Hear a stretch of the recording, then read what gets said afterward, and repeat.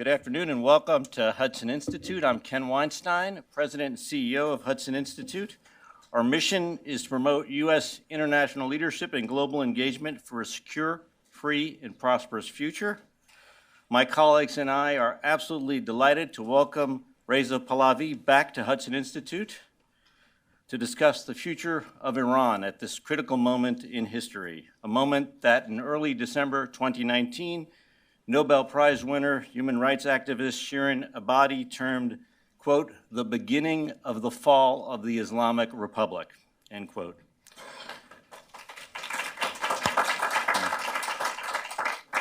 Not used to applause during my introductions, I should, but then again, not used to standing ovations for speakers either, unless they're in our government. This week, we are once again seeing thousands of Iranians take to the streets to demand an end to the regime, this time in response to the regime's delayed admission that it shot down Ukrainian International Airlines Flight 752, killing all 176 passengers on board. These protests, of course, followed anti-regime protests in the streets of 21 major cities in November, with 1,500 or so protesters murdered by the regime in the aftermath of a major increase in gas prices, which came under mounting pressure from the Trump administration's economic sanctions, part of its maximum pressure campaign. And of course, the most recent protests we've seen the last few days came on the heels of a new stage of the elimination of Qasem Soleimani, the head of the Quds Force, and Iranian proxy forces throughout the Middle East by bold American action on January 3rd. At this critical moment, we are very fortunate to hear from Reza Pahlavi, the former Crown Prince of Iran. He needs no introduction whatsoever. A prominent opposition leader, well known in Iran for his call to replace the Islamic Republic with a secular liberal democracy. After Mr. Pahlavi offers keynote remarks, he will engage in conversation with Hudson Senior Fellow Michael Doran, one of our nation's leading analysts of U.S. policy towards Iran and the Middle East. Mike, who served most notably as Senior Director for Middle East Policy at the National Security Council, was a member of the faculty in Middle East Studies at Princeton University, where he earned his doctorate. He joined Hudson from the Brookings Institution and is a frequent contributor to major publications, including Foreign Affairs, the New York Times, and the Wall Street Journal. Ladies and gentlemen, please welcome Reza Pahlavi to Hudson Institute.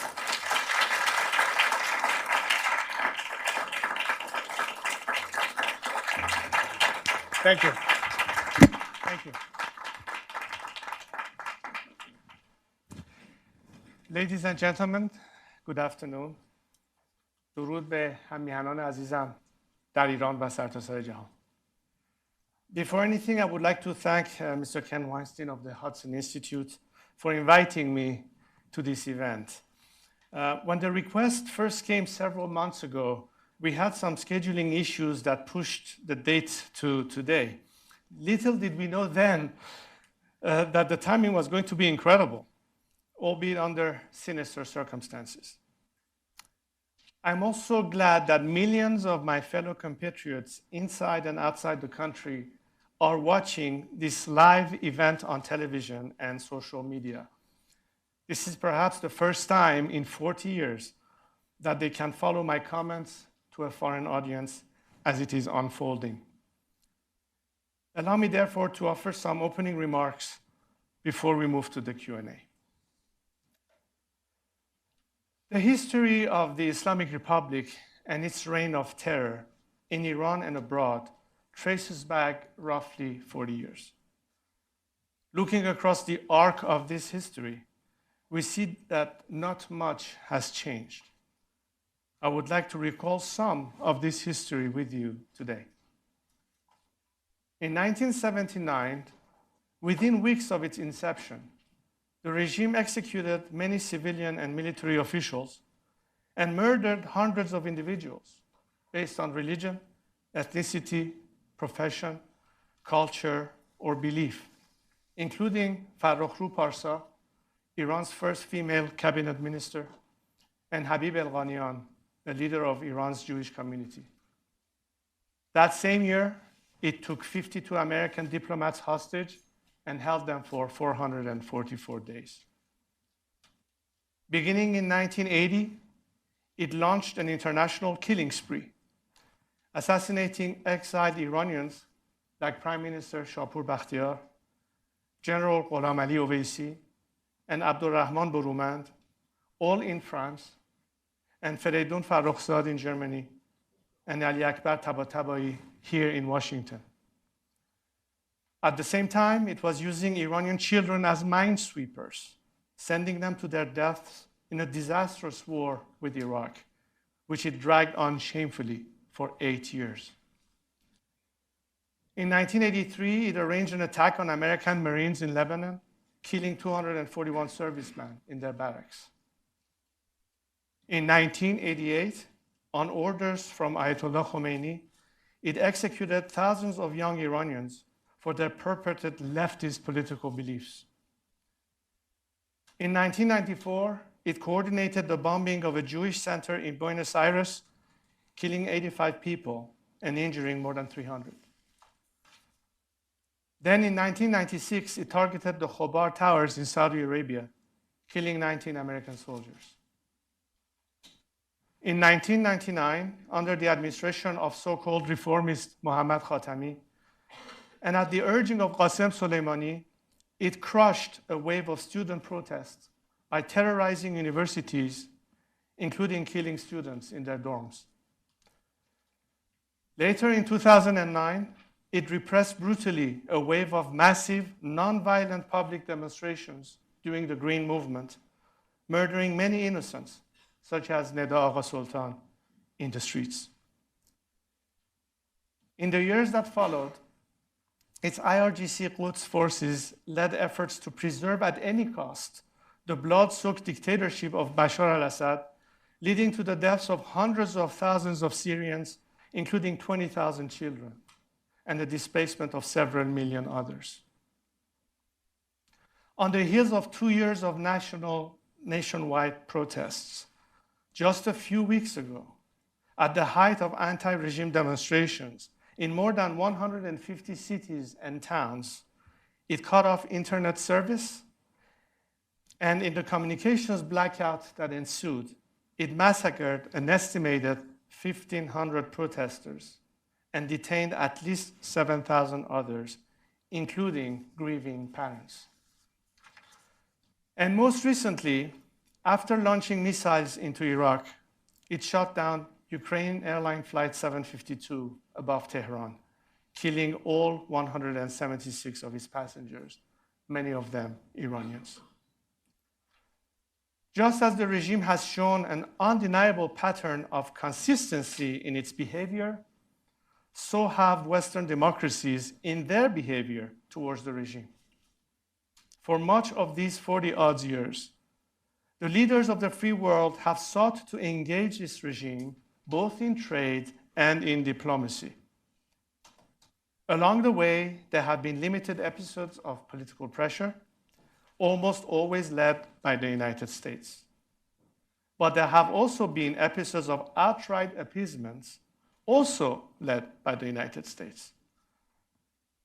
If not motivated primarily by economic interests, all such efforts have focused on changing the regime's behavior. All have failed. It has long been time to recognize that this is not a normal regime and that it will not change its behavior. Consider, for example, the latest regime atrocity. What normal government launches over a dozen missiles from its territory into the territory of a neighboring state without grounding commercial flights? What normal government places the security and administration of such an airport in the hands of a repressive paramilitary force? With this regime, there is no reasonable prospect of sustainable de-escalation.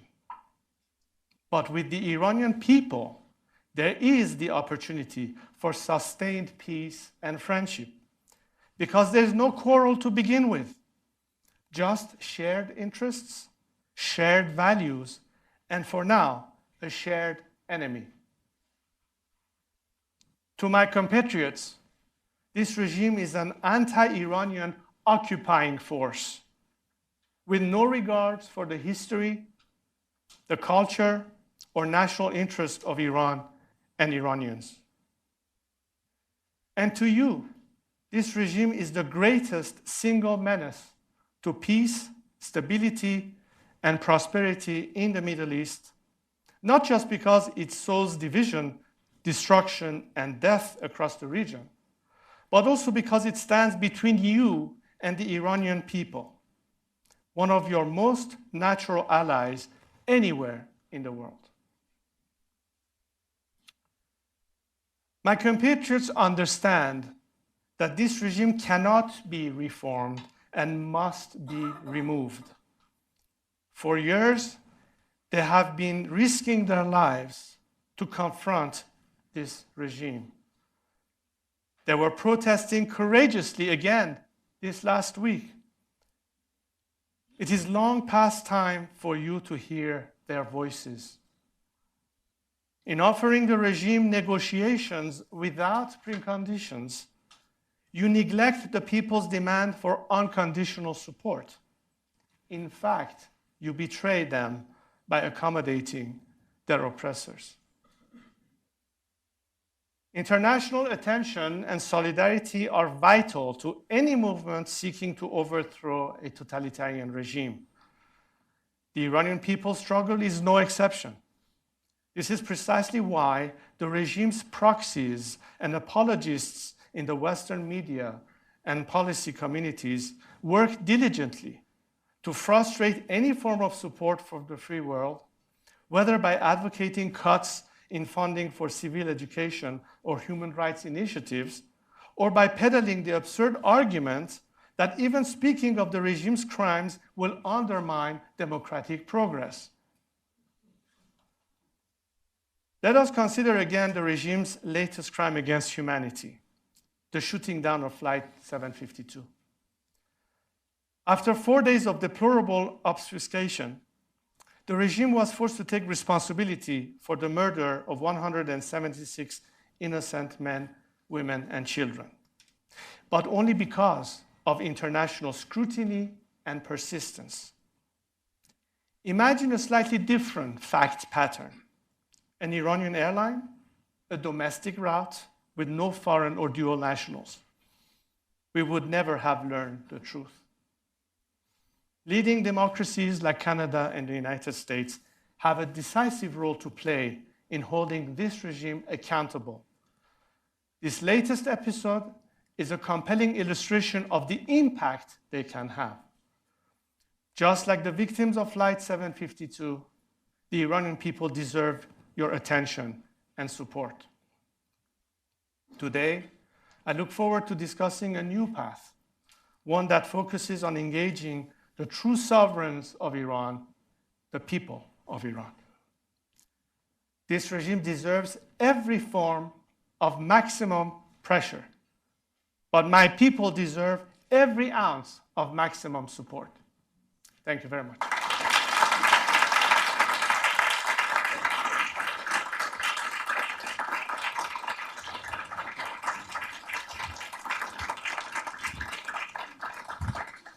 Thank you very much for that. It's very exciting to have you here, especially at this moment. And thanks to all of you for coming. I'm Mike Doran. I'm a senior fellow here at Hudson. I'm going to talk. We're going to have question and answer for about 20, 25 minutes, and then we'll take questions from the audience. I think we're going to take the questions electronically, and there'll be there should be up on the screen behind me an address to which you can send your questions. For members of the press, we're going to have a press conference after the audience Q&A, so if you could wait to the very end, we'd appreciate that. Well, these are stirring times. My feeling in watching the press reports of what's been going on during the November protests, but also during this last wave of protests, is that the Western press has to call it its coverage inadequate would be an understatement. I wonder if you share that opinion. That's precisely the question that is posed every single day for Iranians who are active at home or on social media or how little coverage, for instance, the protests of last month got into Western media, as opposed to recent coverage due to the killing of Qasem Soleimani, in contrast. Being selective in reporting is not the best image to convey if you are talking about a free world where information is crucial in order to make decisions, whether it's policy making, whether it is sending a message to the people who live in that country. And in that case, I think some of the responsibility is in the hand of the free press. If you're supporting protesters in Hong Kong, if you're supporting protesters in Venezuela, the same should apply to Iran. Much more could be said, particularly that in contrast to 40 years ago, where unless you had boots on the ground in terms of reporters covering an event, in today's world of social media, with all sorts of clicks and information comes out and is easily accessible, spared checking the veracity of an information, it is not lack of information, it's lack of coverage that is needed. So yes, I also appeal, not just me, I think millions of Iranians appeal to the free world and the free press to make sure that if they're going to brave their lives, and in fact are losing their lives on their path to liberate themselves, that the world shows their solidarity and support. And the first line of defense is media, because the regime, guess what, is trying to shut down people by jamming satellite signals, by interrupting the internet. Why? Because they don't want people to find out. And people need the information. And it is the free media that offers that information for all to see. So I hope they do their part. You know, there was a persistent media line that the killing of Soleimani brought all of the Iranians together, united them in solidarity against the United States. I mean, I think we can see clearly that that's completely false. There has been tremendous amount of chatter on social media regarding this event, and as much as some selective footages by the typical rent-a-crowd that the regime could mobilize, there were also many protests that was not covered or talked about burning his picture and people chanting against him. I think the Iranian people make no mistake about those who serve the country as opposed to those who serve the regime. And the regime has, for 40 years, shown that its agenda is not Iran and the Iranian people, only its own survival, at the expense of oppressing people and repressing them to the point of killing, as I said, just last month, 1,500 people, just for being peacefully protesting them. Let's talk a little bit about the repression. One of the questions I have in my mind in watching what's happening is whether we are really at the end of the Islamic Republic, or whether it can limp along like this for a long time. I mean, we see people are being killed in the streets, and repression works, unfortunately. Where do you think we are at this point? Are we, could we see years more of the Islamic Republic, or is 2020 going to be the year that it goes down? In recent years, the regime had to utilize other nationals as the repressive forces to repress the Iranian people. What I mean by that is that the disillusionment started a long time ago. What can prompt a massive defection or stand down from a position of being stuck with the regime against the people, and I mean by that particularly the paramilitary forces and the elements of Sepah or Basij, along with the military, to facilitate a smoother transition based on my overall strategy of a nonviolent campaign of civil disobedience, is to allow for that exit strategy and for those forces to join with the people. I think people smell the opportunity for the first time in 40 years this time. Very different than 2009, even very different from 1997. The people have had it. Today's generation of young Iranians cannot take it anymore. They want to have an opportunity for a better future. They want to be on the path of modernity and freedom. The only thing that stands between them and the free world is this regime. A regime that is squandering our national resources to maintain its proxies with the war it has with the world, and a regime that cannot claim that it didn't have an opportunity in 40 years to normalize and to take care of its own people. While we cannot even manage victims of a flood whether in Khuzestan or Baluchistan, the regime keeps doing what it's doing at the cost and an opportunity cost, I might add, for a nation that can be on a quick path to recovery. But literally every month or year that goes by, that opportunity cost is increasing. The good news is that there is a solution to the problem. If it's left in the hand of competent people who care, first and foremost, about their own country, as opposed to the situation be left in the hands of people who don't even consider themselves Iranians. Let's not forget, this regime is based on the premise of being representative of ummat and not millat. And the people of Iran are a nation with thousands of years of civilization, of different ethnicities, of different religions, who have lived side by side for centuries. This is not a nation today represented by this regime. And they're longing to be able to break free from this jail and be back in touch with the world. We can expedite this. And yes, to answer your question, we are beginning to see the end of this regime.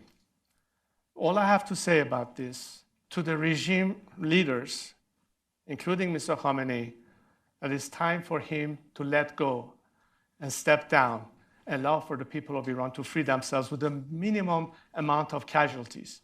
And to the forces that are keeping repression as a tool, all I can say is that there's not enough people they can kill to maintain this regime in power. They better stand down and join with their brethren.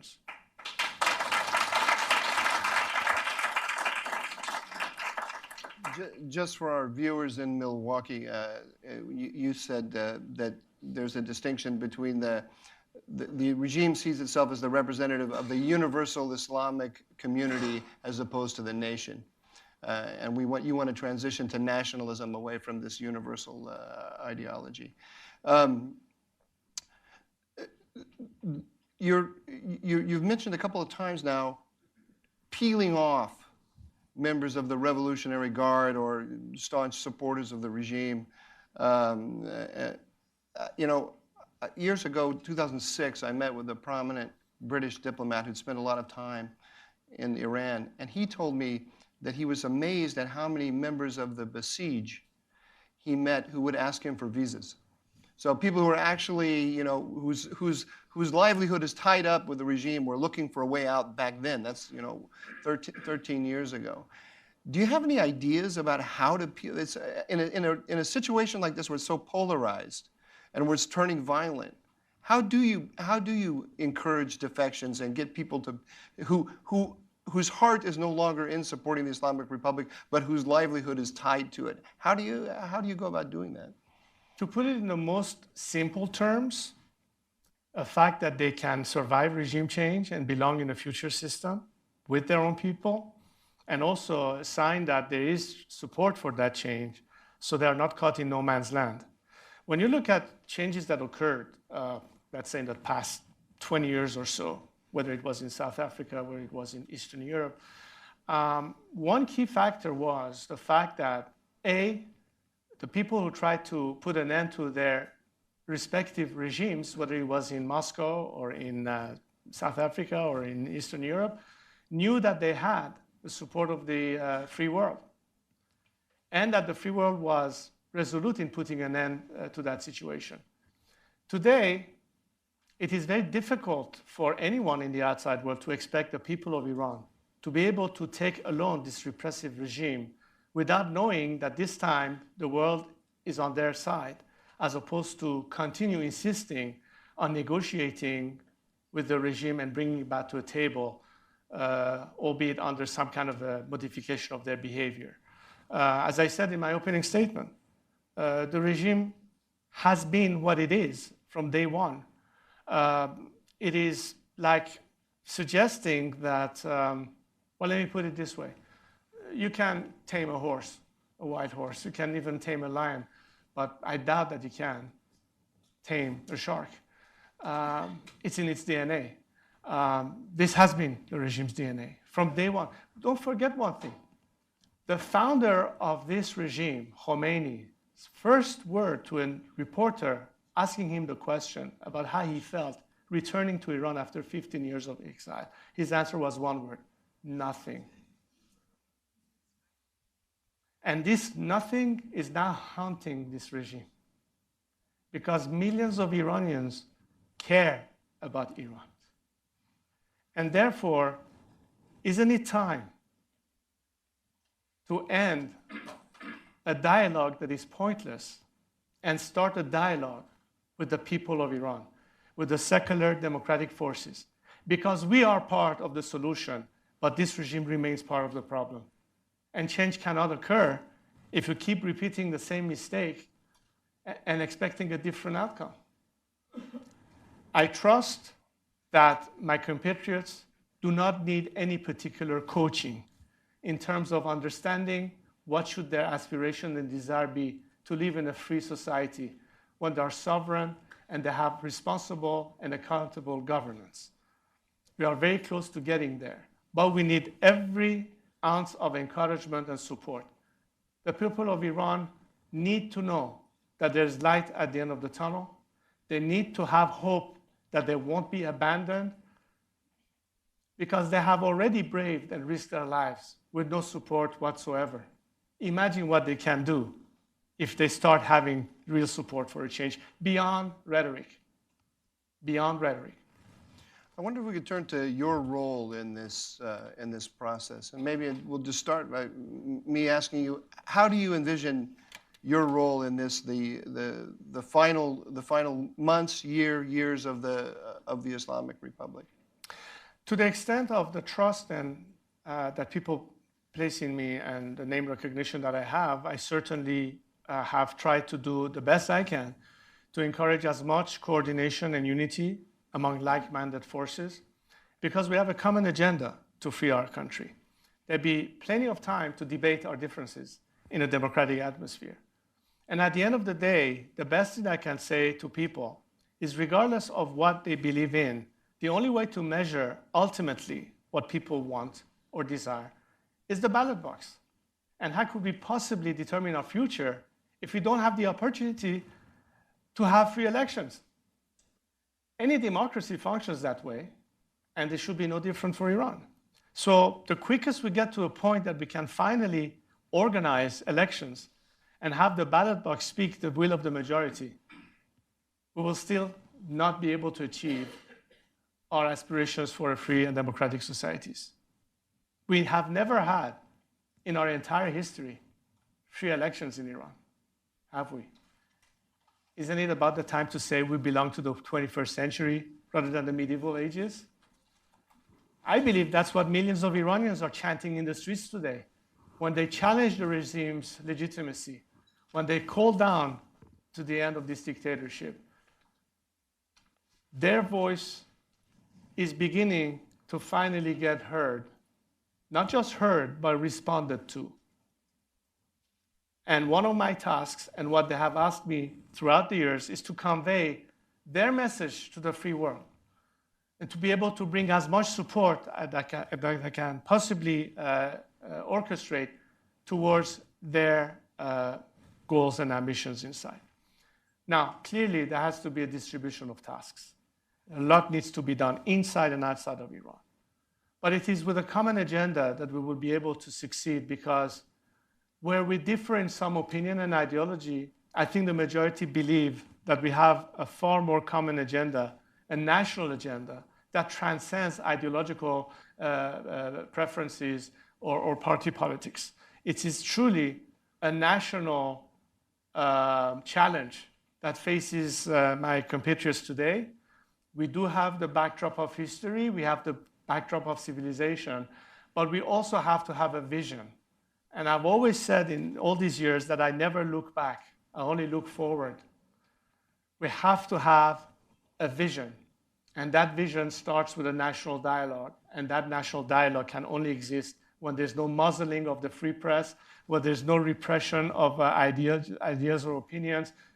Basically, a free society. And for those people who might second guess the Iranians' ability to do that, I say you cannot not say that they deserve a chance to prove themselves. And I believe in that chance. And that's what for 40 years and counting I've been trying to do. Put them on the driver's seat and let them be masters of their own destiny. Nothing else. I think you basically just answered this question, but I want to ask it anyway. Because when we announced this event, I got through Twitter all kinds of messages from different points of view in the Iranian political spectrum. I got many people who said, thank you, thank you, thank you. And then I got people who said, how can you do this? You have to ask him this, you have to ask him that, and so on. And so I got messages from people in the MEK saying that you don't represent them. I got messages from ethnic minorities saying you don't represent them. What would you say to those people? I think you just answered it, but I'd like you to give you the opportunity to say directly to them who are saying that you don't speak for them. What would your answer to them be? Well, I've always said in all these years that, first of all, it's not about me. It's about the people of Iran. And number two, you may not like the messenger, but is there something wrong with the message? Yeah.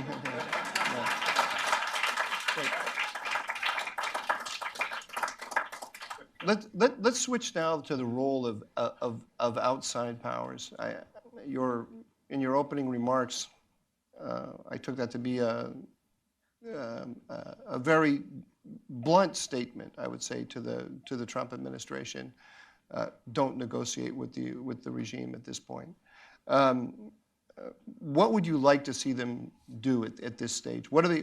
Let's evaluate them. What are they doing right? What would you like to see them do differently? Over the past 40 years and counting all the preceding administrations, whether Republican or Democrat, I can safely say that this is the first administration to be as vocal in demonstrating some support towards the Iranian people and clearly making a distinction between the people of the regime. Having said that, and I know that there's always this sort of allergy towards the concept of a change of regime, but all I wanted to say is to say, look, you expect to have a nation achieve freedom. Perfect. As a democracy, it is in your interest to see that other places in the world, there's a process of liberalization and democratization, right? After all, history has shown us that seldom do democracies go at war with each other, which basically means a safer world for all of us. But insisting on maintaining the status quo of a theocracy, which is nothing close to conventional democracy, is a little bit like a contradiction in terms. And again, the baffling question for many of us Iranians was, while we understand that diplomacy should be a better alternative before war is contemplated, but then again, it's also a matter of how long are you willing to stretch that argument. Hasn't that been enough water under the bridge for us to assess that this regime cannot be trusted? It has never been transparent. It has never been honest. It has proven time and again that it's willing to sacrifice the lives of millions of Iranian people just to maintain itself in power. And the message you will be sending to a nation that is trying to get free from this regime, that we are still insisting on having some dialogue with them, it's not an encouraging message. It can only be interpreted as something, to put it bluntly, discouraging. And by saying that, and I think the time has come to finally realize that expecting the regime to change anything different than what it's done for the past 40 years is literally a waste of time. Bring in the X factor that has never been considered for 40 years, and that is the people of Iran. Have a dialogue with the representatives of the Iranian people, of the secular democratic forces. Have them be offering you the ways that they can help themselves achieve that freedom. Because, as I said before, we have the shared values of freedom and human rights, and we are part of the solution. But we have never been, until now, a factor as a nation. And what better investment can any government of a foreign country, in terms of its own national interest, ultimately do in long term that guarantee positive relationship and a better world than investing on the people. Because history has shown us that regimes don't survive, but peoples are eternal. And it's the people factor that counts here, not regime factor. We're no longer in the 20th century. We are in the 21st century. It's a big difference than that era where raison d'etat or détente or some realpolitik was the order of the day. Not anymore. You can't stop the people. You can only help them. And this is all, what it boils down to. The people today listening to us in Tehran, in Mashhad, in Tabriz, in the four corners of Iran, expect the world to show more than just moral support. They expect them not to be thrown under the bus in the name of diplomacy and negotiation. That's what they want to hear from you. And that's my message to this administration, to its Western allies. Do not count this factor, because if anything, the best way to de-escalate is by not relying on this regime anymore, but relying on the people that have no quarrels with you, that are in the same boat. And we can expedite that process. And if this message is sent loud and clear, trust me, more and more members of the military forces and paramilitary forces will say, the time has finally come for us to lay down our arms and join our brethren on the streets. Because now we know that the world is committed. We're no longer in no man's land. If we're trying to avoid violence, if we're trying to avoid war, if we're trying to avoid and minimize the loss of life, that's the only course of action that remains. Because diplomacy has failed and nobody wants war. So the only alternative is to help the people, because they are the solution, as opposed to a regime that, as I said before, is the problem. The other debate that broke out on my Twitter feed when we announced this event was among Americans, and in particular, supporters of the Trump administration. Because there's one element in the sort of more, for lack of a better word, isolationist element in the Trump administration, or the element that's urging restraint, looks at the developments in Iran actually with fear or concern. And the concern is that what we're looking at is going to be a repeat of the Iraq War, where the United States is going to get sucked into a protracted conflict inside a foreign country that is going to lead to massive expenditure, loss of life, and responsibility for political processes that we basically don't understand and can't find our way through. What would you say to those people? Well, first of all, it's a totally different scenario. Since 9/11, we saw changes in Afghanistan and Iraq. Whether it was provoked or whatever was the consequence, it was actually a foreign intervention that changed the circumstances. The difference with Iran is that nobody other than the people of Iran are asking for change to begin with. It's not a matter of the foreign policy of this or that foreign government. It's the desire of the overwhelming majority of a nation. They're not asking you to make the choice. They're asking you for support, number one. And number two, I think that the most important thing for all of us Iranians is that Iran should not be a matter of partisan politics. It is about freedom, it is about human rights, and it is not the exclusive privilege of the Democratic or Republican Party to opine on that. That's why it affects Americans, regardless of which side of the aisle they are in their own domestic politics, not to make Iran an issue of partisan politics. That's the first thing we expect as a nation. Did you hear that, Democrats? Sorry, I had to take a little partisan advantage of your nonpartisan statement. What do you expect? What do you expect the regime will do? I mean, I don't expect them to just go quietly into the night. And even if they already know that things are difficult, they're going to fight. In what way are they going to fight? The degree to which complete demoralization occurs in totalitarian regimes is directly correlated to the degree of optimism and hope that the people facing them sense. at a crucial moment in history. When you think of one thing that is known in the annals of history of a Santiago moment when it came to the struggle against the Pinochet regime in South America, when you're talking about the beginning of a different take on where a nation is, when you see some images of a young Chinese student in Tiananmen Square in front of a tank, or God knows so many examples that has happened since then, and you think of the person sitting in a position of decision to repress and quash people, what is their ultimate hope to survive?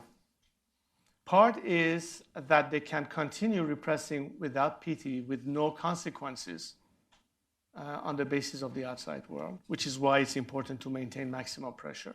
That's one of the dimensions. But it's also because they realize that it's pointless.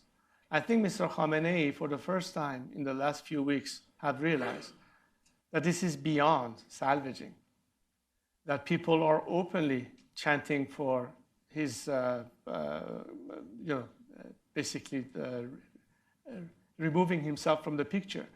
It has gone to a point where the slogans on the streets are so visible that only by miracle, if they're thrown a lifeline again in the name of foreign diplomacy and negotiation, can he try to survive a little bit longer. But I think the events has passed this regime. We are in a mode of a final implosion. And I use the term implosion on purpose because I think the only way we can avoid anarchy in a post-collapse is to work the problem. And that's precisely why dialogue is needed with the forces of change, so that the people of Iran and the world realize that there is a process that will occur immediately upon the collapse, that there will be a transition plan in place in terms of addressing the temporary management of the country's affairs, but at the same time providing grounds for a democratic process, starting with the Constitutional Assembly to begin debating every aspect of what Iran needs to ultimately decide for itself in terms of the form of regime or government they would like to have. For all this process to be kicked in, we have to already anticipate all these moves. And I've always talked about this, for those of you who have followed me all these years, that the issue is not just to get rid of this regime, but to also have an alternative in mind. Very different than back in 1979, where the majority of those who were against my father's regime said, let the Shah go, then we'll see what happens. Yeah, well, guess what? And we don't want to be caught in the same unpredictability again. For those who are using this excuse that, well, we don't want to have another scenario of America be dragged into anything, America is not being dragged into anything other than what people are asking. And again, let me repeat that.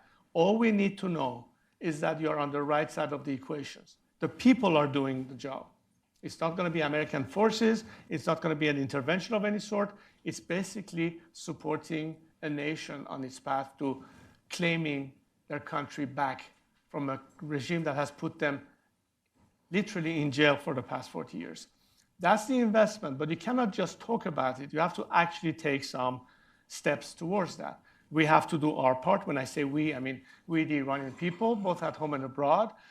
This is why, over all these years, and particularly in recent months, I, for one, have been constantly increasing my dialogue with people inside Iran, people who can be the forces of change in terms of administrative skills, various forms of managers, and people who obviously under the circumstances are forced to work and operate under the radar because they cannot prematurely be exposed, so they can be the components to fill in that gap, together with the diaspora members of the democratic forces in exile and in opposition, to coordinate a plan and to have this dialogue among ourselves, make our necessary presentations to the outside world, but also to incentivize the people in their final blow to the regime, which I have always believed would be in culmination when the whole country comes to a standstill with major labor strikes. And I have some specific suggestions as to how that could be assisted. All of this means that we're not just sitting here and saying this regime must go. We also have a plan in terms of how to replace it and with what. But we need to have much better dialogue with the outside world, not only for them to understand that there is going to be a solution, it's not going to be mayhem, but also to identify the forces at play so that basically we're all on the same frequency. That's very critical, and it will expedite and smooth the process of transition in a post-regime collapse. We'll move now to questions from the audience, which have come to me through the magic of the internet. And let me just take up with what you just said, because I have a question right here before me, clearly from a supporter. Why doesn't His Highness call for a general strike? I think that the general strike will occur at a point where we have an increased ability of coordination of street action inside Iran. One thing that has been missing, and I would pretty much admit to this, is the fact that there is a lack of interim or middle management. You have the people on the streets, you have a general desire, but the daily aspect of managing, coordinating, orchestrating variety of campaigns requires more than the limited resources that currently exist in Iran. Now, a lot of it is financial, because you have to be able to finance that. But the time where we can call for a national strike is for us to have the ability to tell that would-be striker that he or she is going to be compensated, running the risk of losing his wages as a result of going on strike. For years now, I've proposed the formation of what I would call a strike fund, a dedicated amount of money that will be there to guarantee financial compensation for the worker and his families that would go on strike. These people are hardly surviving these days economically. They cannot be expected to risk everything with nothing in return. You need to incentivize them. So that's one aspect, which will then make it easier to call for a nationwide strike. The timing of the strike is also important, because you cannot sustain such strikes for months at a time. It has to be part of a climax which forces the final nail in the coffin of the regime, so that immediately when the implosion occurs, that element of transition can be in place. These two go together hand in glove. So the timing has to also be right. Now, in preparation for all that, a lot of groundwork needs to be done. And for the most part, Iran's civil society in various sectors have done pretty well, given the circumstances. We simply need to increase their abilities to implement this. We also need to make sure that communication and coordination remains part of the equation. Most of my compatriots that talk to me about this are fearful of yet again another interruption, for instance, in the internet access or broadcast. And I think this is where, again, we talked earlier about the role of media in general, and social media, which is our primary tool, not only of communication, but of operation these days, as a vital element that will assist the people when they're coordinating, whether on tactical basis or other issues, their daily actions in their respective sectors. All of this is part of what needs to be further explored. I have had some limited initial dialogue to that nature from some governments who have shown more interest in seeing in what way can there be of assistance. But as I said, this is something that I would leave to the experts and the people who are in a position to pretty much put down together their list of asks in terms of specifically what can be done. And again, it goes back to my point that once this dialogue actually starts with all these forces, a lot of the answers to many of these questions will be found, some of which I may be able to answer, but most of it will be answered by those who are, in fact, in a position right now as we speak to orchestrate or organize any action within Iran, or for that matter, outside. How about, here's another one. Would you support the establishment of a constitutional council or a parliamentary constitutional convention? Well, a lot of questions over the years have been asked about why not form a government in exile. This is probably the most frequent, common question over the years, including recently, that has been asked. I don't think that's a practical avenue, because, again, for a government in exile to have any sense, that means that any foreign government will have to seize official recognition of the existing de facto government and begin to officially recognize such governance. And then the question is, on what basis and by which mandate are the people supposedly forming such a government base their legitimacy on? And that is a harder pill to swallow when it comes to actually thinking of it. As opposed to err back towards the direction that we have done all these years, is A, there is a synchronicity of a common agenda between a very vast array of Iranians in their diverse political families, which agree with one aspect, that the ultimate decision has to be left at the hand of the people of Iran through a constitutional process, which has to occur in Iran. That means the election of a constitutional assembly. Such elections cannot be held as long as this regime is in place. It goes without saying that the minute this regime is no longer there, there has to be a transition team. We can call it a transitional government or a transitional council, which in effect will be responsible for identifying those who can take the responsibility of managing the country's affairs in an interim period of time, but to immediately set the stage for the elections of that parliamentary process, the Constituent Assembly.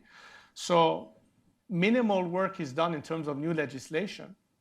To that effect, I've been asked the question, well, during that period, let's say it takes a year, a couple of years, or maybe 3 years at the most during that transition phase, the country is governed based on which laws? Are we going to operate under the laws of the Islamic regime, or are we going to fall back to preceding laws predating this regime, at least as a frame of reference, so that some order is brought back to society? What is the role of the militia during that time? To which I say, isn't it their first job to preserve order and security in Iran, to prevent vigilantism or pillage? That's what their role should be, as opposed to turning their gun on the people, make sure that they can maintain law and order. That's part of the equation. That's the role and definition of transitional governance, to make sure that these roles are defined. And ultimately, making sure that as we are working on that first phase of transition, as of now, we can encourage people to form their political parties. Because guess what? At the end of the day, let's say there's a national referendum that decides the final form of the regime that the majority of the people want. The first stage towards normalcy would be the elections of the first majlis of this new democratic system. And of course, the result of the first election organized by political parties to form the first government of this new democracy. So without political parties, how can we possibly identify those responsible to govern the country tomorrow based on elections? We have to think the problem as of now. Now, under this regime, no political parties can form, but they can certainly start thinking about it. They can certainly plan their agendas. I envisage a country that will have probably a multi-party system, probably a very strong conservative party, a liberal democratic party, a socialist party, most likely, and maybe a few parties in between. And that's where left from right differs. But the common agenda is to make sure that at the end we have elections organized by parties, because in any democracy, governments don't organize elections, parties organize elections. If we miss the boat on that, we haven't solved our problems. We need to think about that as well. So again, as I said, there's a distributional task. The political opposition of Iran has a hard job these days, because they have to be able to provide this avenue without making it, again, a partisan issue. For the leftists to say, what about my agenda? For the conservatives to say, what about my agenda? For the monarchists to say something, for the Republicans to say another, and so on and so forth.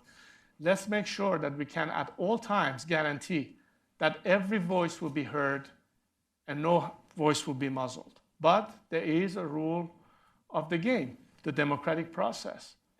Political pluralism has to be at all times observed in Iran. And this is for a country that is in nature diverse, that is in nature, how shall I say, at least in terms of composition, a mosaic. It goes without saying that its politics will have to pretty much match the same thing. So by all means, Form your parties. Think of it, because the day we finally have opted for our new system, we go back to business as usual in terms of ordinary governance, which is basically cyclic elections every 4 or 5 years, and form the government in charge of affairs for Iran. That's the end of the process from where we are now to where we want to be. And in all this process, there are different phases and different times. The most important thing right now, as we are approaching collapse, is to start thinking much more seriously about the elements that have to immediately fill the vacuum and take over the country, so we are in a mode of controlled implosion with a known outcome as opposed to uncertainty, which usually is conducive to chaos and anarchy, which we will try to avoid at any cost.